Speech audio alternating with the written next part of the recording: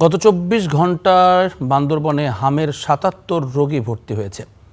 সবশেষ তথ্য জানাতে আমাদের সঙ্গে যুক্ত হচ্ছেন আকাশ মার্মা। আকাশ, শুভ সকাল আপনাকে। গতকাল বান্দরবনে হামের আক্রান্তের দিক থেকে সর্বোচ্চ রেকর্ড ছাড়িয়েছে যতদূর আমরা শুনেছি। সংক্রমণ প্রতিরোধে এখন পর্যন্ত কি পদক্ষেপ নেওয়া হচ্ছে? টিকা কার্যক্রমের পাশাপাশি যে সংক্রমণ ছড়িয়ে যাতে না পড়ে সে ব্যাপারে সচেতনতা বাড়াতে কোনো পদক্ষেপ নিয়েছে কিনা প্রশাসন বা সিভিল সার্জন অফিসের পক্ষ থেকে নেওয়া হয়েছে কিনা জানাবেন আকাশ।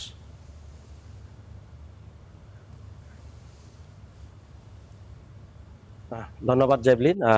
বান্দরবানের যে আলীকদমের যে হামের প্রথম থেকে শুরু হয়েছিল আলীকদম উপজেলা থেকেই, যে কুরুকপাতা ইউনিয়ন সেখান থেকে শুরু হয়েছিল। এরপর ধাপে ধাপে কিন্তু মহামারী আকার ধারণ করে আলীকদম, যেটি হামের রোগ বলা চলে।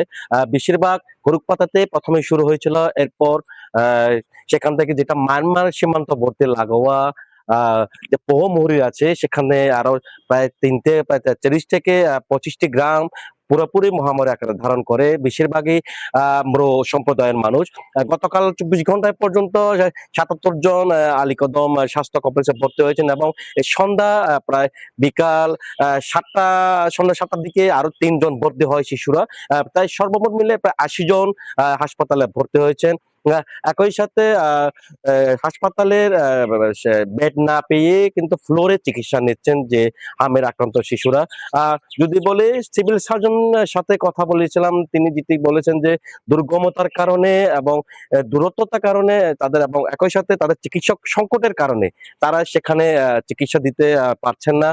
তবে অস্থায়ী ক্যাম্প হিসাবে সেনাবাহিনী, উপজেলা প্রশাসন এবং সিভিল সার্জন যে যৌথ উদ্যোগে কিন্তু সেখানে দুটি ক্যাম্প স্থাপন করা হয়েছে পোহমুহুরী এবং কুরুকপাতাতে। সেখানে অস্থায়ী ক্যাম্পের মাধ্যমে টিকা কার্যক্রম চলছে। তবে সেখানে দূরত্বতার কারণে সেখানে টিকা মোটামুটি পৌঁছা যায়নি বলে আমরা জেনেছি। তবে সিভিল সার্জনের দাবি যে কিছুটা দাবি হচ্ছে তাদের টিকার কার্যক্রম যে অস্থায়ী ক্যাম্পের মাধ্যমে তারা সরবরাহ করা হচ্ছে। আর বিশেষ করে এই দুর্গমতার কারণে প্রায় গত কয়েকদিনের মধ্যে, গত ২ মাসের মধ্যে ৫ জন শিশু মারা গেছেন। তবে এখনো দিন দিন ভয়াবহ আকারে এই হামের প্রাদুর্ভাব কিন্তু দিন দিন বেড়ে যাচ্ছে যেহেতু দুর্গমতা এলাকার কারণে।